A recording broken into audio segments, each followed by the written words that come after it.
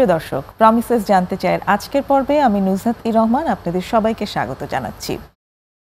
এই অনুষ্ঠানে আমরা মানসিক স্বাস্থ্য নিয়ে আলাপ করি, আমরা আরও অনেক বিষয় নিয়ে আলাপ করি। সবচেয়ে বেশি আমাদের আলাপের কেন্দ্রে থাকে মাদকাসক্তি, মাদক দ্রব্য, এর ব্যবহার, নিয়ন্ত্রণ, এই সব কিছু। আজও এর ব্যতিক্রম নয়। আজ আমাদের আলোচ্য বিষয় মাদক নিয়ন্ত্রণে সরকারি পদক্ষেপ। আর এই বিষয়ে আলোচনা করার জন্য এমন একজন ব্যক্তিকে আমরা স্টুডিওতে ডেকে এনেছি যিনি খোদ মাদক নিয়ন্ত্রণের সাথে জড়িত। তিনি কাজ করছেন মাদকদ্রব্য নিয়ন্ত্রণ অধিদপ্তরে অতিরিক্ত পরিচালক হিসেবে। মোহাম্মদ জাফরুল্লাহ কাজল, আপনাকে স্বাগতম আমাদের স্টুডিওতে। থ্যাংক ইউ আমাকে আপনাদের এই অনুষ্ঠানে আমন্ত্রণ জানার জন্য। আমি আপনাদের এই টিভি কর্তৃপক্ষকে ধন্যবাদ জানাচ্ছি। আপনাকে অনেক ধন্যবাদ। প্রমিসেস জানতে চাই, আমি এই অনুষ্ঠানকে আরও স্বাগত জানাচ্ছি যে আমাকে এই ধরনের একটা অনুষ্ঠানে সুযোগ করে দিয়েছেন। Thank you. আপনাকে ধন্যবাদ যে আপনার অনেক মূল্যবান সময় থেকে আমাদের জন্য যে সময় বের করেছেন সেজন্য অনেক ধন্যবাদ। তো আপনার কাছ থেকে আসলে আমরা গল্পই শুনবো প্রথমে। এই যে মাদকদ্রব্য নিয়ন্ত্রণ অধিদপ্তরে আপনি আছেন, মানে মাদকের সঙ্গে একেবারে, তো এই জায়গাটাতে আসলে কাজের অভিজ্ঞতাটা থেকে আমি শুরু করতে চাই যে কি মানে আপনার অভিজ্ঞতা কি বলে বা কি আছে, চিত্রটা কি বাংলাদেশে এই যে মাদকদ্রব্যের অবস্থা, এটা নিয়ন্ত্রণ কি হচ্ছে কি না, এই সব কিছু মানে কেমন চিত্র আপনি দেখেন? আসলে আপনি যথার্থ বলছেন যে বাংলাদেশের এটা মাদক নিয়ন্ত্রণ হচ্ছে কি না, এই বিষয়টা আপনি যথাযথভাবে বলছেন। আসলে মাদকদ্রব্য নিয়ন্ত্রণ অধিদপ্তর নোডাল এজেন্ট হিসেবে কিন্তু তাদের মূল দায়িত্ব এই মাদকদ্রব্যের মতন এই ভয়াবহ সামাজিক ব্যাধি থেকে আমাদের যুব সমাজ কিংবা আমাদের দেশকে রক্ষা করা, এটা কিন্তু মূল তাদের দায়িত্ব আর কি। এখন মাদকদ্রব্য নিয়ন্ত্রণ অধিদপ্তর কাজ করছে, শুধু মাদকদ্রব্য অধিদপ্তর নয়, এই বিষয়ে কিন্তু পুলিশ, বিজিবি, কোস্টগার্ড, মানে যতগুলো সংস্থা আছে সরকারের সব সংস্থাগুলো কাজ করছে। তারপরেও কিন্তু আমরা বলবো যে আমরা আশানুরূপভাবে যেভাবে এটাকে নিয়ন্ত্রণে রাখা দরকার সেইভাবে কিন্তু আমরা আসলেই সেইভাবে কিন্তু পাচ্ছি না। আমরা আসলে মাদক নিয়ন্ত্রণে আমরা আসলে এই ডিপার্টমেন্ট তিনটা ভাবে কাজ করে থাকে। আপনি যে কথাটা শুরুতেই বলছিলেন যে আপনার মূল্যবান সময়ে আপনি এখানে দিচ্ছেন, এটা আমি মনে করি যে আমার এটা অবশ্যই অফিসিয়াল ডিউটি। কারণ অফিসিয়াল ডিউটি এই জন্য আমি বলছি আর কি, কারণ আমরা যে তিনটা স্ট্র্যাটেজি দিতে কাজ করি আর কি, তার মধ্যে একটা সেটা হলো আমাদের অ্যাওয়ারনেস বিল্ড করা। তো অ্যাওয়ারনেস বিল্ড করতে গেলে আমাদেরকে জনগণ কিংবা আমাদের এই যে ধরনের ইলেকট্রনিক কিংবা প্রিন্ট মিডিয়ার সাথে যদি আমরা আমাদের বক্তব্য যায়, তাহলে আমাদের কথাগুলো যদি তারা শোনে, আমাদের কথাগুলো শুনে যদি আমাদের যুব সমাজ কিছুটা হলেও অ্যাওয়ার হয়, সেটাই কিন্তু আমাদের দায়িত্ব। তাহলে আমাদের যে আমরা ডিমান্ড রিডাকশন যেটা বলি, আমরা দেখেন সাপ্লাই রিডাকশনের জন্য আমরা কাজ করছি। আমাদের আইন কঠিন আইন, এই সরকার চতুর্থ মেয়াদে ক্ষমতায় আসার পরে কিন্তু মাদকদ্রব্য নিয়ন্ত্রণে যে 1990 সালে যেটা প্রণয়ন হয়েছিল, এই আইনটাকে কিন্তু আরও যুগ উপযোগী করে 2018 সালে একদম কঠোর আইন প্রণয়ন করছে। আমাদের এই আইনে কিন্তু 25 গ্রাম হিরোইন যদি কারো কাছে থেকে থাকে তার মৃত্যুদণ্ড, 2000 ইয়াবা ট্যাবলেট ক্যারি করলে তার মৃত্যুদণ্ড, এবং প্রতিনিয়ত কিন্তু আমরা কাজ করছি এবং আমাদের কিন্তু মানে আসামিকে ধরছি। এবং শুধু তাই না, আমাদের এই মাদকদ্রব্য নিয়ন্ত্রণ আইন 2018 57 ধারায় বলা হয়েছে মাদকের বিরুদ্ধে মোবাইল কোর্ট পরিচালনা করা। কারণ আপনারা জানেন যে এই মাদকের বিরুদ্ধে মাদকের যে মামলাগুলো এত বেশি জট হয়ে যাচ্ছিল, জট হয়ে দেখা যাচ্ছে যে লক্ষ লক্ষ মাদকের মামলা হয়ে যাচ্ছিল আর কি। তখন সরকার চিন্তা করলো যে মানে এখন একজনের কাছে অল্প কিছু মাদক পেল, কিংবা আমরা পেলাম, কিংবা পুলিশ পেলো, যে কোনো সংস্থা পেলো, এখন ওই মাদকটা তো কোনোভাবেই আমাদেরকে ডিসপোজ অফ করতে পারবো না, তাকে তো অবশ্যই মামলা হবে। এখন যে আমরা এটা রেগুলার মামলা দেই, তাহলে রেগুলার মামলা দিলে কিন্তু এটার সাথে অনেক প্রক্রিয়া জড়িত। এখন যদি আমরা ইনস্ট্যান্টলি তার বিচার হয়, যদি মোবাইল কোর্টের মাধ্যমে তাৎক্ষণিক তার বিচার করা সম্ভব হয়, তাহলে কিন্তু আমরা একদিকে হলো মামলার জট কমে যাচ্ছে, আর একদিকে কিন্তু তাৎক্ষণিক বিচারের মধ্যে সে পড়ে যাচ্ছে এবং সে কিন্তু এটা থেকে কিছুটা হলেও ভীতির তৈরি হবে। এই জন্য কিন্তু আমাদের এই মাদকদ্রব্য নিয়ন্ত্রণ আইন 2018 কিন্তু এটা ইনকর্পোরেট করা হয়েছে, আমাদের 57 ধারায় এই কথাটা বলা হয়েছে। মোবাইল কোর্টের মাধ্যমে অতি দ্রুত বিচার, অতি দ্রুত, এবং আমাদের প্রত্যেক দিনই মোবাইল কোর্ট, এবং আমাদের মাদকদ্রব্য নিয়ন্ত্রণের সাথে কিন্তু একজন ম্যাজিস্ট্রেট অ্যাসাইন করা আছে। আমাদের টিম যখনই বেরোয় আমাদের ম্যাজিস্ট্রেটকে সাথে করে নিয়ে কিন্তু বেরোচ্ছে। তাহলে ম্যাজিস্ট্রেটকে সাথে করে নিয়ে বেরোচ্ছে, তাৎক্ষণিকভাবে তার সামনে যেগুলো ঘটছে তাৎক্ষণিকভাবে কিন্তু বিচার প্রক্রিয়া হচ্ছে। কিন্তু শুধু তাই না, আমাদের জেলা প্রশাসন প্রত্যেকটা জেলা 64টা জেলায় জেলা প্রশাসক আছে। জেলা প্রশাসকগণ কিন্তু আমাদের জন্য একজন ম্যাজিস্ট্রেট অ্যাসাইন করা থাকে। আমাদের জেলা কর্মকর্তারা সেই ম্যাজিস্ট্রেটকে নিয়ে কিন্তু মোবাইল কোর্টগুলো পরিচালনা করে। তাহলে কিন্তু এটা চলছে। তারপরে রেগুলার মামলা দেখেন আপনার হলো সর্বোচ্চ দণ্ড মৃত্যুদণ্ড। তাহলে সর্বোচ্চ দণ্ড মৃত্যুদণ্ড যাবজ্জীবন, এবং এটা কিন্তু প্রতিনিয়ত হচ্ছে। মাঝে মধ্যে আপনার পত্রপত্রিকা দেখবেন, এবং যে আমাদের কিন্তু সাজার হারও কিন্তু কম না। সাজার হারও কিন্তু আমাদের কোনো কোনো ক্ষেত্রে হয়তো 80 থেকে 90% আমাদের মাদকের মামলায় কিন্তু সাজা হচ্ছে। তাহলে সাজা হচ্ছে, যাবজ্জীবন হচ্ছে, মৃত্যুদণ্ড হচ্ছে, তারপরেও কিন্তু আমরা পাচ্ছি না এই সামাজিক ব্যাধি থেকে কোনোভাবেই আমাদের যুব সমাজকে কিংবা আমাদের দেশকে রক্ষা করতে। তারপরে আপনার অতি সম্প্রতি আমাদের বেশ কিছু যে গাজার একটা নতুন সংস্করণ হয়েছে, কুশ, আপনারা নাম শুনছেন কিনা জানেন। এই কুশটা কিন্তু গাজার চেয়ে 100 গুণ শক্তিশালী। তাহলে গাজা ক্যানাবিস যেটা ছিল, সেই গাজার চেয়ে 100 গুণ শক্তিশালী যে মাদক, সেটা এখন আমাদের দেশে প্রবেশ করছে। আমরা কিছুদিন আগে মানে আমেরিকা ক্যালিফোর্নিয়া থেকে কিন্তু একটা বিশাল চেন তারা মানে বিভিন্ন বিশেষ করে পোস্টাল সার্ভিসের মাধ্যমে এটা বাংলাদেশে প্রবেশ করেছিল। আমাদের কাছে ইন্টেলিজেন্স ছিল, আমরা এটা জানতে পেরে আমরা কিন্তু টোটাল চক্রকে আমরা মোটামুটি ধরে ফেলছি এখন এইটার কিন্তু। এবং দেখলাম আমরা যখন এইটা কুশ রিকভার করলাম, সেই কুশের সঙ্গে আপনার আসলো কি আপনার গাজার নির্যাস দিয়ে তৈরি আপনার লিকুইড, এবং 9 প্রকারের 9টা ফ্লেভারের লিকুইড পেলাম আমরা, 9টা ফ্লেভারের লিকুইড। এবং এই ফ্লেভারের এই লিকুইড দিয়ে আপনার কেক তৈরি করা হচ্ছে, কেক। এবং এই কেকটা যে খাবে এবং দেখবেন সে এই কেকের প্রতি একটা ফ্লেভার আলাদা। তারপরে এতে যেহেতু গাজার নির্যাস দিয়ে কেকটা তৈরি করা, তাহলে কিন্তু ওই আমাদের কোমলমতি সন্তানেরা তখন কিন্তু এটার প্রতি এডিক্ট হয়ে যাবে। কিরে, এটা তো আলাদা একটা ফিলিংস আছে তো, কিন্তু আসলে তো কিন্তু সে যে কেক খাচ্ছে, কিন্তু সে মূলত খাচ্ছে কেক, কিন্তু কেকের ভিতরে দিয়ে দেওয়া হচ্ছে কৌশলে কিন্তু দেওয়া হচ্ছে গাজার নির্যাস। তাহলে গাজার এখন আপনার সন্তান, আমার সন্তান, কিংবা আমাদের ভাই বোন কিংবা আমাদের নেইবাররা দেখা যাচ্ছে হঠাৎ করে তারা বার্থডে পার্টি করছে, সেই বার্থডে পার্টিতে আপনার কেক পরিবেশিত হচ্ছে। এখন সেই কেকের ভিতরে আমরা গার্জিয়ানরা কিংবা আমাদের তো আমরা জানতে পারছি না, আমরা জানছি যে অমুক জায়গায় একটা বার্থডে পার্টিতেও গেছে আর কি, সেখানে গেছে। এবং দেখবেন এটা এমনভাবে প্রচার হচ্ছে, একবার যদি কোনো সন্তান কিংবা কেউ একটা বাচ্চা যদি এর সাথে সম্পৃক্ত হয়ে যায়, তখন সে করে কি, আরে দোস্ত শুনলাম যে ওদের বাসায় যেটা কেকটা খেলাম সেটা না কত স্বাদ, এই দেখেন কিভাবে প্রচার হয়ে যাচ্ছে। তাহলে এই কেকটা কোথায় বানানো হয়েছে, তাহলে ওখান থেকে, তাহলে সেখান থেকে নিতে হবে এটা। এইভাবে কিন্তু কিন্তু আস্তে আস্তে আস্তে এটা মার্কেটে মানে চলে আসতেছে। তারপরে আমরা ওই চালানের সাথে পেলাম আপনার গাজা দিয়ে চুইনগাম। আচ্ছা আচ্ছা, গাজা দিয়ে চুইনগাম। এখন গাজার চুইনগাম মানে গাজার নির্যাস দিয়ে চুইনগাম বানানো আর কি। তাহলে দেখেন এইগুলো কিন্তু আমরা মানে আমরা কল্পনায়ও নিয়ে আসতে পারিনি। এখন হয়তো আপনাদের সাথে আলোচনা করছি, এই বিষয়গুলো কিন্তু আমাদের সচেতনতা বোধ তৈরি করতে হবে যে আমরা আসলে কি খাচ্ছি, এটা দেখে শুনে, কিংবা আমাদের সন্তান কি খাচ্ছে, কোথায় যাচ্ছে, কিংবা কার সাথে মিশছে, কোন পার্টিতে যাচ্ছে, এগুলো কিন্তু আমাদের এখন কিন্তু সবারই কিন্তু দরকার হয়ে গেছে। সবাইকে কিন্তু সচেতন হতে হবে। শুধু যে আমি আইন প্রয়োগ করে আমি যে একেবারে আপনার এই মানে এই সামাজিক ব্যাধিটাকে একদম আমাদের সমাজ থেকে মুক্ত করতে পারবো, আসলে তা কিন্তু নয়। এই জন্য কিন্তু আমরা যেরকম সাপ্লাই রিডাকশন, ডিমান্ড রিডাকশনের কথা বারবার বলছি। কেন? ডিমান্ড যদি থেকে থাকে, যেভাবে হোক সাপ্লাই আসুক, এক সাপ্লাই আসবেই। আপনারা সাপ্লাইয়ের কথা যদি আমি বলি আর কি, আপনারা অবাক হয়ে যাবেন। আমি এর আগে আপনার কিছুদিন আগে আমি চিটাগাং ডিভিশনের আমার দায়িত্ব ছিল, আমি চিটাগাং ডিভিশনটা দেখতাম। আমি প্রতিদিন সকালে আমার কাছে মানে মেসেজ আসতো যে স্যার আজকে 10 জনকে ধরছি, আজকে 20 জনকে ধরছি, আজকে 8 জনকে ধরছি সকালেই। আমি হচ্ছে ভোর রাত্রে বলছে স্যার এটা হলো পেট পার্টি। তারা আমার ইন্সপেক্টর কিংবা আমার লোকজন তাদেরকে নাম দিল পেট পার্টি। পেট পার্টি কেন? তারা এই ইয়াবা ট্যাবলেটগুলা আপনার টেকনাফ কিংবা আপনার সেন্ট মার্টিন, তারা বিভিন্ন জায়গায় বেড়াতে যাচ্ছে। বেড়াতে যেয়ে তারা দল দল মনে করেন 7 জনের একটা টিম, 9 জনের একটা টিম আপনার টেকনাফে গেছে বেড়াতে কিংবা কক্সবাজার গেছে বেড়াতে। বেড়াতে যেয়ে তারা এই ইয়াবা ট্যাবলেটগুলো সব পেটে করে ক্যারি করছে, হাজার হাজার ইয়াবা ট্যাবলেট পেটে করে নিয়ে আসছে।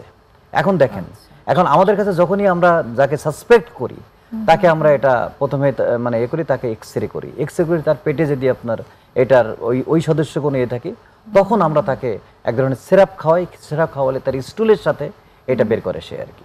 তাহলে দেখেন সে কিন্তু আমাদের কাছে ধরা পড়ছে বোধহয়, আমরা বের করছি তার এ করি। এইটা কিন্তু সে ঢাকাতে কিংবা তার ডেস্টিনেশনে যাচ্ছে, ডেস্টিনেশনে যাওয়ার পরে তখন কিন্তু সে এটা ওই স্টুলের সাথে বের করছে, বের করে এটা কিন্তু বাজারজাত করছে। আবার আমাদের যারা মাদকাসক্ত তারা কিন্তু ওই স্টুল থেকে বের করা যে ইয়াবা ট্যাবলেট সেটা কিন্তু আবার তারা ভক্ষণ করছে। এই হলো দেখেন অবস্থা। এটা আমাদের জন্য কত বড় একটা কঠিন চ্যালেঞ্জ হয়ে গেছে। ডেফিনেটলি বিরাট চ্যালেঞ্জ। একটা ছোট বিরতি নেওয়ার সময় হয়েছে, একটা বিরতি নিয়ে আবার ফিরছি। প্রিয় দর্শক, আমরা খুব ইন্টারেস্টিং আলোচনার মধ্যে আছি, একটা ছোট বিরতি নিয়ে এখনই ফিরছি।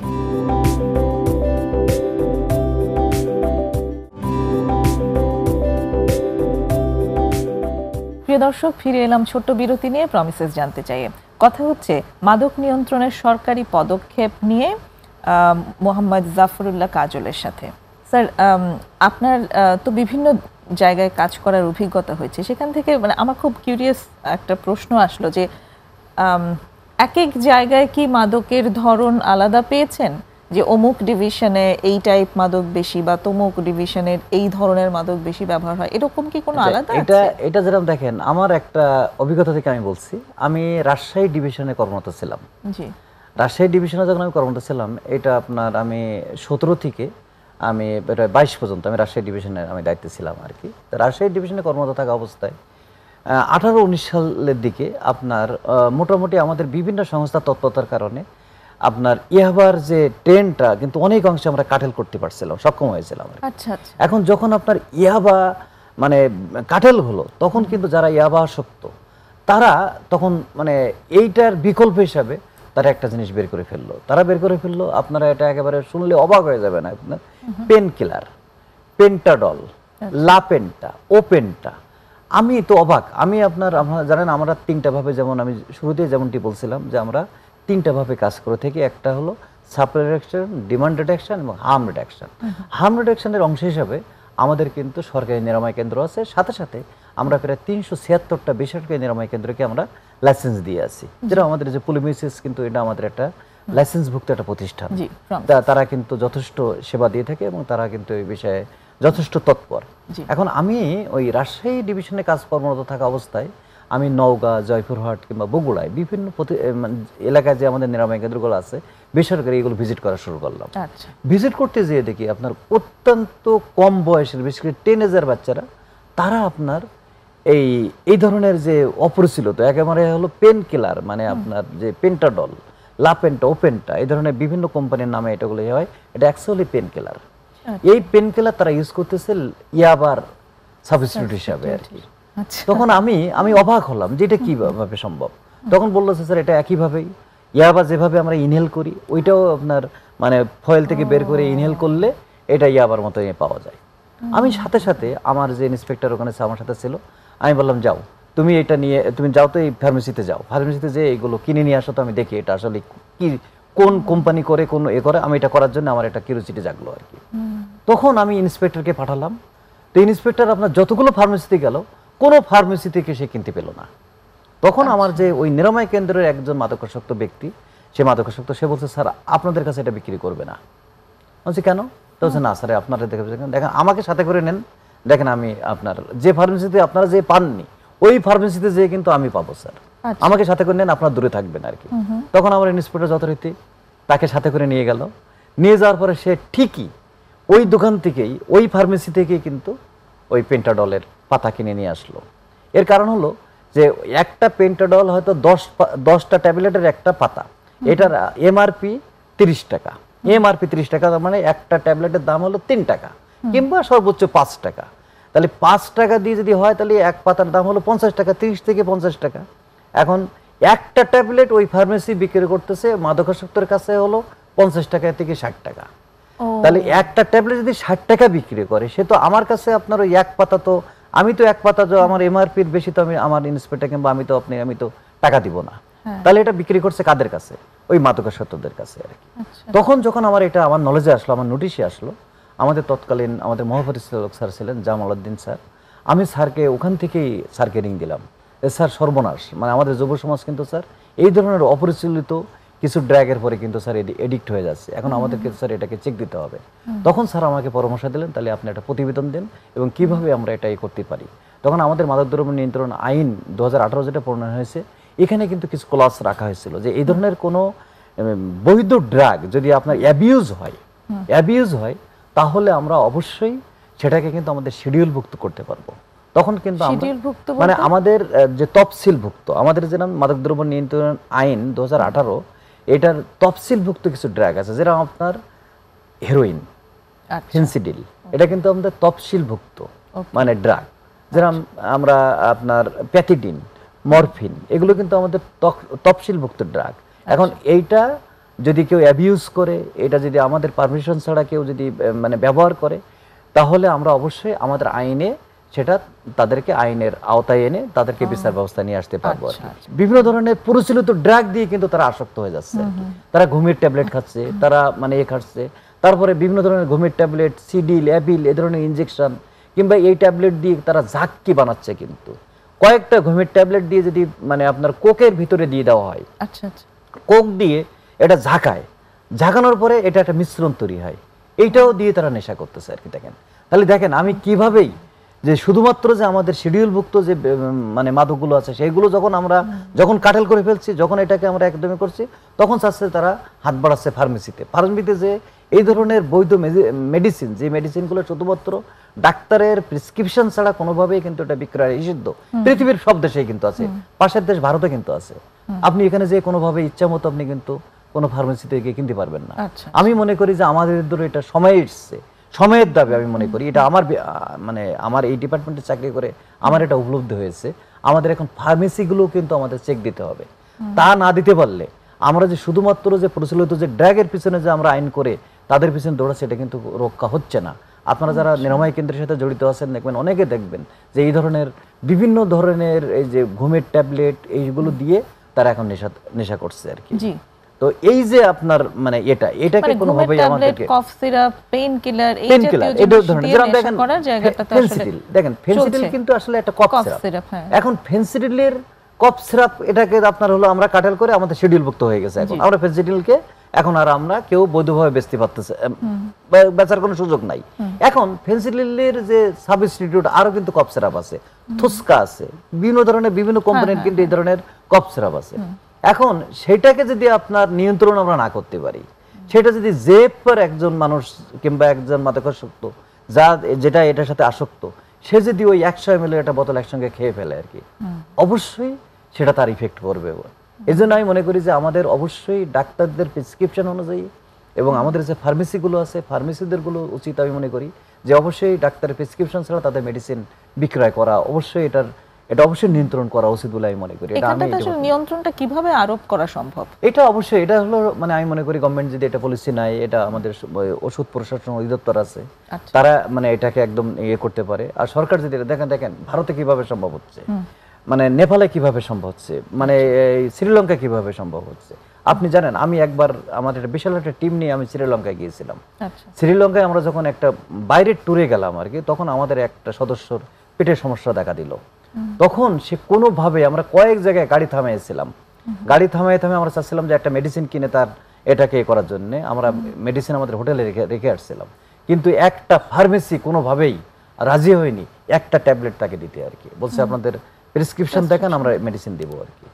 আমরা অবাক হলাম শ্রীলঙ্কার মতো দেশে আপনার হলো আমরা টুরিস্ট, আমরা পরিচয় দিচ্ছি, আমাদের সাথে ইন্টারপ্রেটার ছিল, ইন্টারপ্রেটারও তাদেরকে বোঝাই পাচ্ছে না যে ওরা টুরিস্ট, তাদের সমস্যা হচ্ছে একটা মেডিসিন তুমি তাকে দাও, নো, তারা বলছে নো।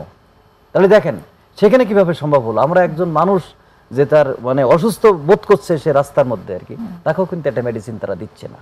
আর আমাদের দেশের অবস্থাটা তো আপনি জানেন, আপনি এখন যান টাকা নিয়ে আপনি যে কোনো ফার্মেসিতে যে হাজার মেডিসিন ইয়ে করতে পারবেন। এবং আমাদের দেখেন একটা যুব সমাজ, আমি এখন বিভিন্ন নিরাময় কেন্দ্র আমি ভিজিট করি, আমি কয়েকদিন আগে আমি নারায়ণগঞ্জে গেছিলাম, নারায়ণগঞ্জে আমি 5টা নিরাময় কেন্দ্র ভিজিট করছি, এবং তারা কিন্তু বেশিরভাগই অর্ধেক পার্সেন্ট আমি দেখলাম যে তারা অপরিচালিত এই ধরনের মেডিসিন, যে মেডিসিনগুলো আমাদের এসেনশিয়াল মেডিসিন, সেই মেডিসিন তারা ইউজ করছে। মেডিসিন ইউজ করে তারা ঘুমের ট্যাবলেট এগুলো ইউজ করে তারা এগুলো দিয়ে তারা নেশা করতেছে আর কি। তাহলে আপনি মানে এটাকে চেক দেবেন কিভাবে আর কি।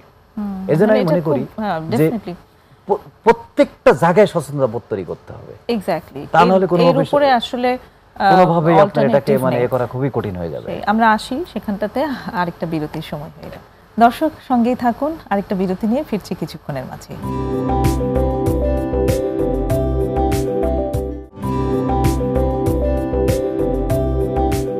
প্রিয় প্রিয় দর্শক, কথা হচ্ছে প্রমিসেস জানতে চাইয়ে মোহাম্মদ জাফরুল্লাহ কাজলের সঙ্গে মাদক নিয়ন্ত্রণের সরকারি পদক্ষেপ নিয়ে।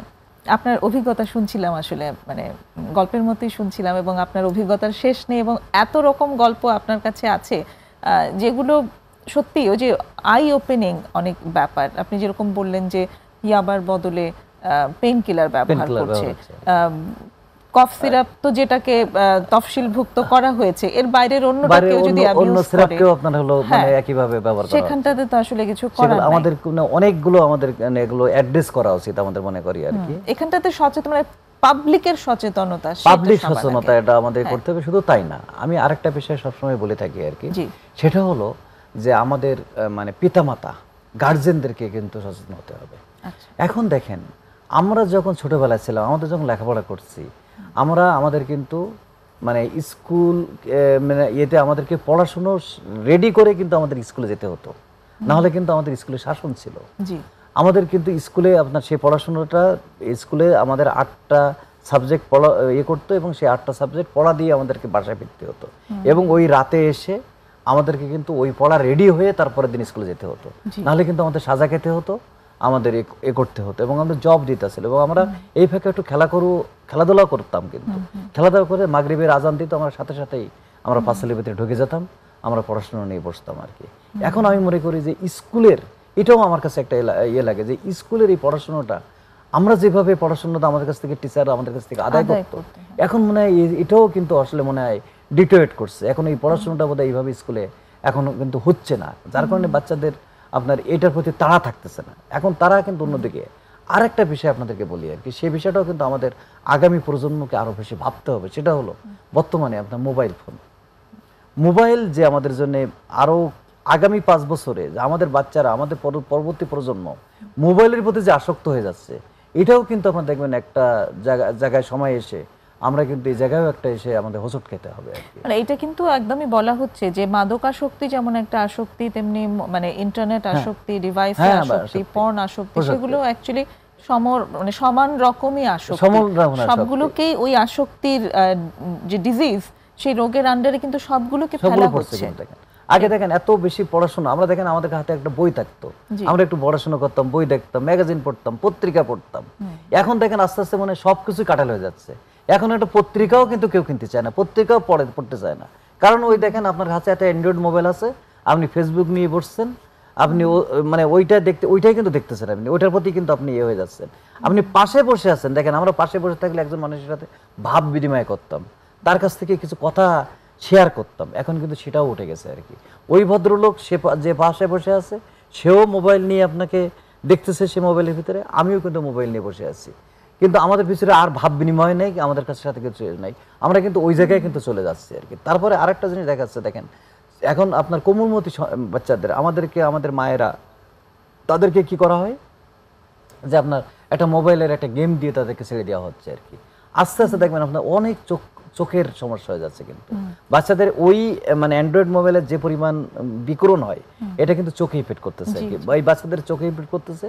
এবং অনেক বাচ্চারা কিন্তু দেখবেন আপনার হলো তাদের বিভিন্ন ধরনের চোখের রোগ নিয়ে, জটিলতা নিয়ে কিন্তু ভুগতেছে। এটাও কিন্তু আমাদের জন্য একটা ইয়ে। আর একটা বিষয় আপনাদেরকে বলছিলাম যে আসলে আমরা মাদক শুধুমাত্র যে এটা একটা গ্লোবাল সমস্যা, এটা যে শুধু বাংলাদেশের সমস্যা তাই না। যেরকম জাতিসংঘের হিসেবে 228টা দেশ আছে পৃথিবীতে, এখন কিন্তু কোনো দেশ কিন্তু বলতে পারছে না যে আমরা একেবারে ড্রাগ ফ্রি, কোনো দেশ কিন্তু পাচ্ছে না। আর আমরা তো পাচ্ছি না মোটেই, কারণ আমরা মাদক উৎপাদনকারী দেশ না। মাদক উৎপাদনকারী দেশ না হয়েও কিন্তু আমাদের যে বাংলাদেশের যে ভৌগোলিক অবস্থানটা এমন এক জায়গায় অবস্থিত, একদিকে দেখেন হলো পৃথিবীর মাদক প্রবণ যে হাব বলায় সে হলো গোল্ডেন ট্রায়াঙ্গেল, আর একটা হলো গোল্ডেন ক্রিসেন্ট, ঠিক তার মাঝখানে বাংলাদেশের অবস্থান। এবং গোল্ডেন ট্রায়াঙ্গেলের যে সদস্য রাষ্ট্র সেটা হলো মিয়ানমার। আপনারা জানেন যে মিয়ানমার একটা হলো পৃথিবীর একটা আনরেস্ট কান্ট্রি। এই আনরেস্ট কান্ট্রি মানে এখানে থাকে, তাদের কিন্তু আসলে কোনো সরকার পরিচালনা কিংবা এই ধরনের কোনো তাদের ইয়ে নাই। তারা এখন করছে কি, এই অ্যাম্ফিটামিন টাইপের মাদক, বিশেষ করে আপনার ইয়াবা, আইস, যে মানে এগুলা যেরকম ইয়াবার চেয়ে আরো বেশি শক্তিশালী আইস, 20 গুণ শক্তিশালী আমরা মনে করি।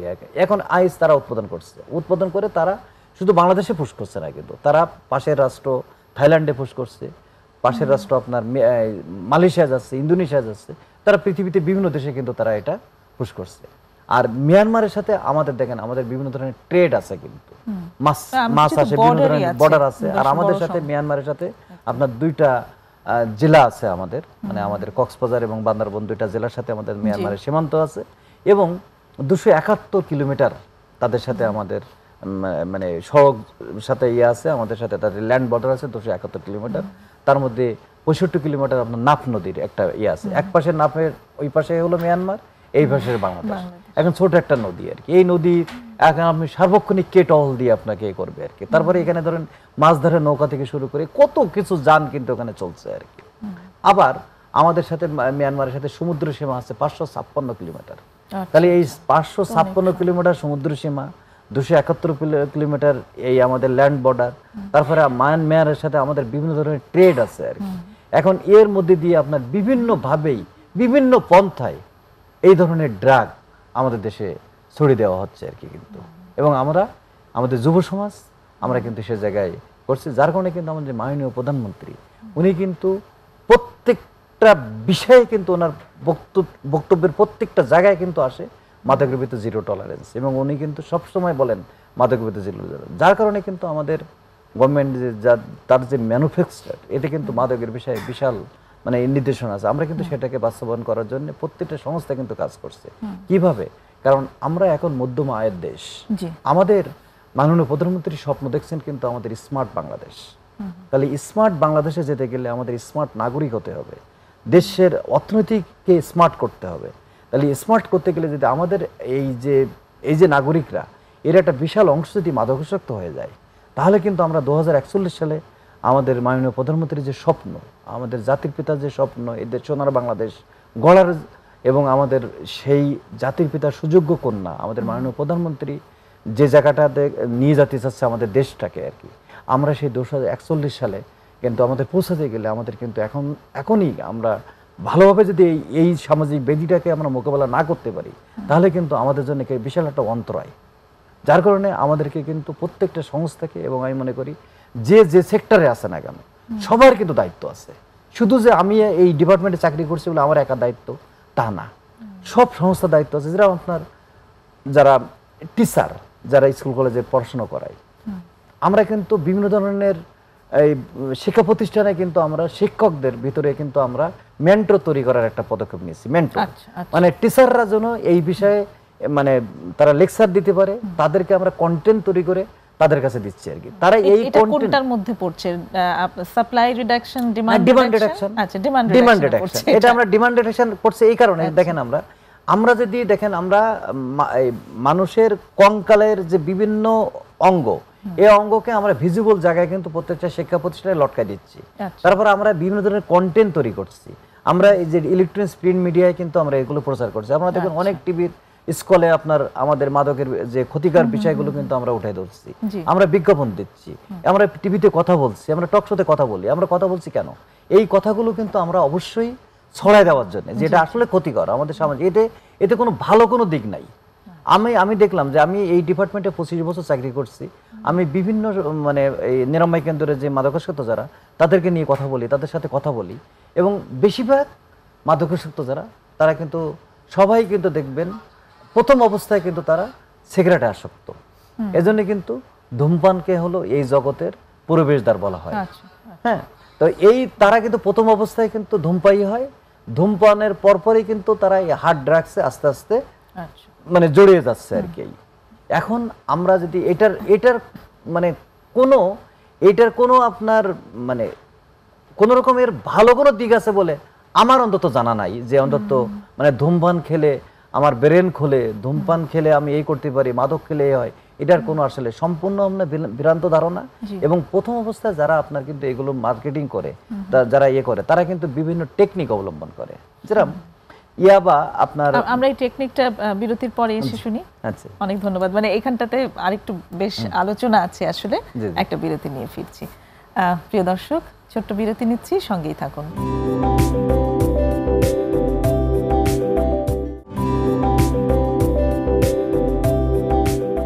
সুপ্রিয় দর্শক, আবার ফিরে এসেছি বিরতি নিয়ে। প্রমিসেস জানতে চাইয়ে কথা হচ্ছে মাদকদ্রব্য নিয়ন্ত্রণ অধিদপ্তরের অতিরিক্ত পরিচালক মোহাম্মদ জাফরুল্লাহ কাজলের সাথে মাদক নিয়ন্ত্রণের সরকারি পদক্ষেপ এই বিষয়ের উপর।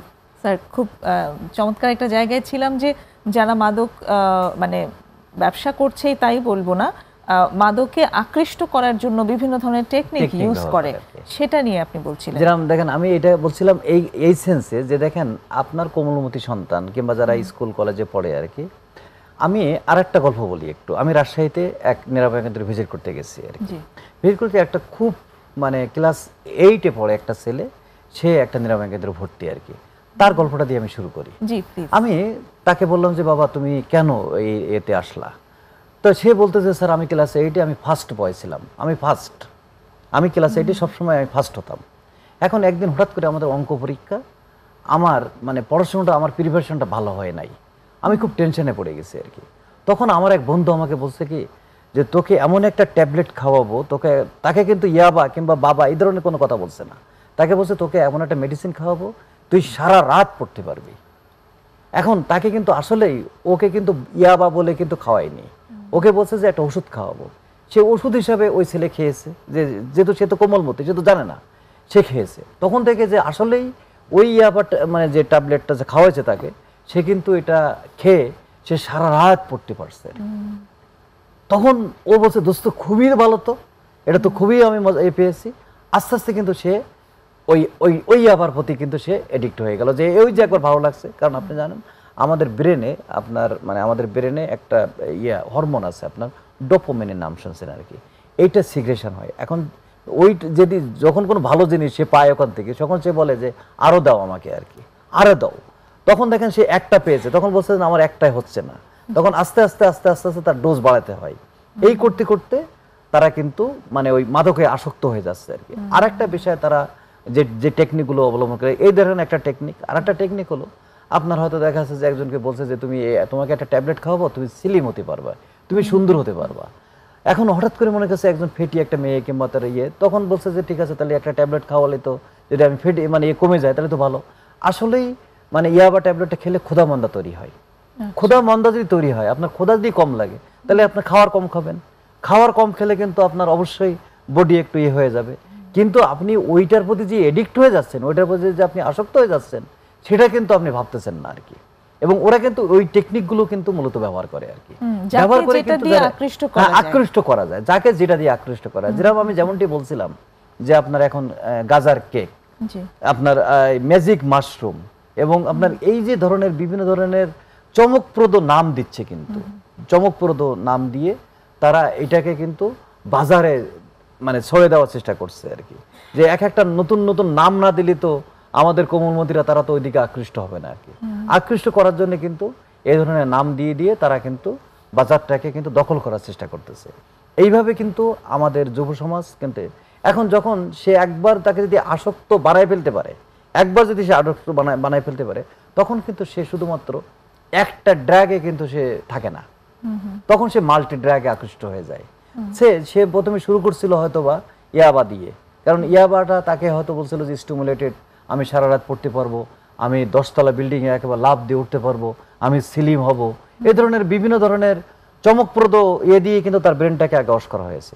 যখন একবার সে ওখানে অ্যাডিক্ট হয়ে গেছে, তখন সে তখন তাকে বলছে না তোমার এর চেয়ে আরো বেশি শক্তিশালী জিনিস আছে তোমাকে দেবো আর কি। সেটা কি? আইস। তাহলে আইস তুমি তো ইয়াবা কটা নেতা, 10টা নেতা, আইস এক পুরিয়া এটা নেবা, দেখবা তোমার হলো তুমি এর চেয়ে আরো বেশি এ পাবা। তাই এই যে দেখেন একটা একটা ড্রাগ যখন আসে, তখন এক একভাবে এটা প্রচারণা তারা তৈরি করে আর কি, তৈরি করে এটা তাদের ভিতরে কিন্তু মানে সৃষ্টি করে। এই জন্য আমি বলছি যে যদি আপনি সচেতনতা বোধ তৈরি না হয়, তাহলে আমরা কোনোভাবেই আইন যতই কঠিন করি না কেন, আমাদের এখনো পর্যন্ত কিন্তু আমাদের প্রত্যেকটা বিজ্ঞ আদালত কিন্তু বেশিরভাগ কিন্তু মাদকের মামলা দিয়ে বেশিরভাগ আদালত কিন্তু প্রচলিত হচ্ছে আর কি, বেশিরভাগ আদালতে কিন্তু মাদকের মামলা আর কি। তারপরেও কিন্তু আমরা পাচ্ছি না যে মাদকের মতন এই ভয়াবহ সমস্যাটাকে কোনোভাবেই নির্মূল করতে। কারণ এখানে কিন্তু মৃত্যুদণ্ড হচ্ছে, এখানে কিন্তু যাবজ্জীবন দণ্ড হচ্ছে, এখানে মোবাইল কোর্ট হচ্ছে, সবই তো হচ্ছে। তারপরে এই আইনটা কিন্তু শুধুমাত্র নোডাল এজেন্ট হিসেবে কিন্তু নার্কোটিক্স একাই কিন্তু প্রয়োগ করছে না, এই তো পুলিশ প্রয়োগ করছে, বিজিবি প্রয়োগ করছে, কোস্টগার্ড প্রয়োগ করছে, র্যাব প্রয়োগ করতেছে, তাহলে প্রত্যেকটা সংস্থা কিন্তু প্রয়োগ করতেছে। তারপর কেন পাচ্ছি না আমরা এই সামাজিক ব্যাধিটাকে মোকাবেলা করতে? কারণ হলো এটা ডিমান্ড তৈরি হয়েছে। ডিমান্ড যদি থেকে থাকে কোনো জিনিসের প্রতি, যে কোনোভাবেই কিন্তু সেখানে সাপ্লাই আসবে আর কি, সেভাবেই হোক সাপ্লাই আসবে। তো এই জিনিসটা, আর যখন একবার সাপ্লাই এবং ডিমান্ড যখন তো হয়, তখন একটা শ্রেণী কিন্তু মাদকাসক্ত হয়ে যাচ্ছে। তারা কারা? তারা নিশ্চয় আপনার নেইবার, কিংবা আপনার সন্তান, কিংবা আমার সন্তান, কিংবা আমার ভাই, কিংবা আমার আত্মীয়, তারা এর বাইরে তো কেউ না আর কি।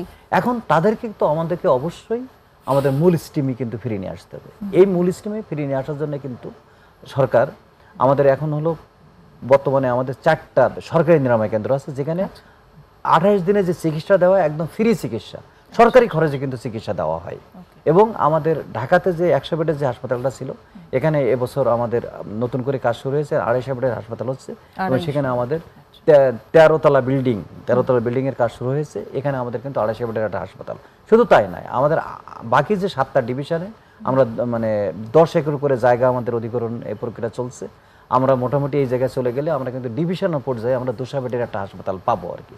শুধু তাই না, আমাদের মাননীয় প্রধানমন্ত্রী কিন্তু নির্দেশনা আছে ওনার, প্রত্যেকটা জেলায় একটা করে আপনার নিরাময় কেন্দ্র করতে হবে আর কি। তাহলে একটা জেলায় একটা নিরাময় কেন্দ্র করা, আর ডিভিশন পর্যায়ে যদি এই ধরনের হাসপাতাল, মানে 100 বেডের হাসপাতাল যদি জেলায় থাকে, আর 200 বেডের হাসপাতাল যদি মানে এতে থাকে, তাহলে আমরা যারা মাদকাসক্ত হয়ে যাচ্ছে তাদেরকে অন্তত সরকারিভাবে, সরকারের দায়িত্ব কিন্তু তাদেরকে আবার মূল স্ট্রিমে ফিরিয়ে নিয়ে আসা। একই সঙ্গে আমরা শুধুমাত্র যে সরকারিভাবে এটা সম্ভব তা না, আমরা কিন্তু বেসরকারি নিরাময় কেন্দ্রকে কিন্তু আপনারা লাইসেন্স দিয়ে থাকি, এবং আমাদের এই পর্যন্ত প্রায় 376টা প্রতিষ্ঠানকে আমাদের লাইসেন্স দেওয়া আছে। আমাদের সারা বাংলাদেশে প্রত্যেকটা জেলায় কম বেশি আছে, ঢাকাতে তো অনেকগুলো প্রতিষ্ঠান আছে আর কি। কিভাবে এদেরকে আপনারা মনিটর করেন? আমরা আমাদের থেকে আমাদের এখানে যারা আমাদের নিজস্ব আমাদের যারা জেলা অফিসাররা থাকে, তাদের মানে থাকে যে তাদের প্রতিনিয়ত এবং মাসে তাদের একটা টার্গেট দেওয়া থাকে যে মাস্ট এতগুলো প্রতিষ্ঠানকে তোমাকে ভিজিট করতে হবে। আমি যেরকম ডিভিশনের দায়িত্বে আছি, আমার আন্ডারে প্রায় 196টার মতো প্রতিষ্ঠান আছে। মানে ঢাকা শহর থেকে শুরু করে ঢাকা শহরের বাইরে প্রায় 196টা প্রতিষ্ঠান কিন্তু আমাকে প্রত্যেক মাসে কিন্তু আমাকে যেতে হয়। শুধু তাই না, জেলা প্রশাসকের সভাপতিত্বে কিন্তু একটা কমিটি করা আছে, যেখানে হলো জেলা প্রশাসক মহোদয় সভাপতি এবং পুলিশের একজন প্রতিনিধি থাকে, সেখানে আপনার সিভিল সার্জনের একজন প্রতিনিধি থাকে, আপনার এইভাবে কিন্তু একটা কমিটি করা আছে। তারপরে আর বিভাগীয় কমিশনার স্যারের নেতৃত্বে কিন্তু একটা বিভাগীয় পর্যায়ে একটা কমিটি করা আছে। সেই বিভাগীয় কমিশনার স্যার এখানে সভাপতি থাকে, এখানে পুলিশ কমিশনার স্যারের প্রতিনিধি থাকে, এখানে কিন্তু মানে আমাদের যে স্বাস্থ্য সেক্টর আছে সেখানের প্রতিনিধি থাকে, সেখানে করে কমিটি করা আছে। এবং এই কমিটি কিন্তু যে কোনো সময় আপনার যে কোনো নিরাময় কেন্দ্রে ভিজিট করতে পারে। তারা কিভাবে চিকিৎসা দিচ্ছে, তারা এখানে মানে তাদের সঠিক চিকিৎসা আছে ছিল যে কি দেখেন আসলে খুব অল্প করে। আমরা এখানে আপনার যেটা দেখি আর কি, তাদের চিকিৎসা ব্যবস্থাটা কি, এবং তারা এখানে মানে চিকিৎসার নামে কোনো অপচিকিৎসা হচ্ছে কিনা, কিংবা এখানে আপনার তারা ওখানে যেহেতু তারা মাদকে আসক্ত ছিল, তাদেরকে ওখানে কোনো ধরনের মাদক দিয়ে আবার তাদেরকে চিকিৎসা করানো হচ্ছে কিনা, এই বিষয়গুলো আমরা দেখি। তারপরে ওখানে আমরা দেখি যে তাদেরকে কোনোভাবেই টর্চারিং করা হচ্ছে কিনা। কারণ যারা মাদকাসক্ত তারা জানেন আপনারা, যারা ওদের একটা উইড্রয়াল পিরিয়ড থাকে, তারা কিন্তু ওই সময়টা তাদের ব্রেন কিন্তু তাদের কাজ করে না, তারা অনেকটা মানে পাগল মতো থাকে আর কি। কিন্তু যার কারণে অনেক সময় দেখা যাচ্ছে অনেক সময় টর্চারিং হয়। আমরা এই বিষয়টা কোনো ভালো করে দেখি। তারপরে তাদেরকে যখন রাখা হয়, তাদেরকে খাওয়া দাওয়ার বিষয়টা আমরা কিন্তু ভালোভাবে দেখি, তাদেরকে সঠিক নিউট্রিশনটা দেওয়া হচ্ছে কিনা, তারপরে তাদের ওখানে ডক্টর আছে কিনা, ডক্টর তাদেরকে চিকিৎসা করে কিনা, তারপরে তাদের কাউন্সিলর আছে কিনা। তাদের কাউন্সিলর যদি এখন দেখেন যখন ডিটক্স করে ফেলে, তখন মাদক মানে মেডিসিন করে যখন তাকে ডিটক্স করে ফেলছে, তখন তার কিন্তু আর মেডিসিনের দরকার হচ্ছে না। তখন শুধুমাত্র তার হচ্ছে তাকে কিভাবে কাউন্সিলিং করে তাকে এই মাদকের এটাকে থেকে ফিরে নিয়ে আসতে হবে। সেজন্য কাউন্সিলর আছে কিনা, আমরা এই বিষয়গুলো কিন্তু আমরা দেখি। অনেক ধন্যবাদ। আমার মনে হয় যাদের রিহ্যাব সম্পর্কে কিছু নেতিবাচক ধারণা আছে, তারা এখান থেকে আশ্বস্ত হতে পারবেন যে সমস্ত লাইসেন্স রিহ্যাব আছে সেগুলোকে অ্যাকচুয়ালি সবসময় মনিটর করা হয়, তাদের মান ঠিক রাখার জন্য। অনেক ধন্যবাদ এবং চমৎকার আলোচনার জন্য, এবং অনেক ইনফরমেটিভ ছিল আজকের আলোচনা। আশা করি দর্শকরা উপকৃত হয়েছে। আপনাকেও ধন্যবাদ এবং আমাকে এই ধরনের একটা অনুষ্ঠানের সুযোগ করে দেওয়ার জন্য। সুপ্রিয় দর্শক, আপনার আজকের অনুষ্ঠানের একদমই শেষ পর্যায়ে। সবাইকে আগামী অনুষ্ঠান দেখার আমন্ত্রণ জানাচ্ছি। খুদা হাফেজ।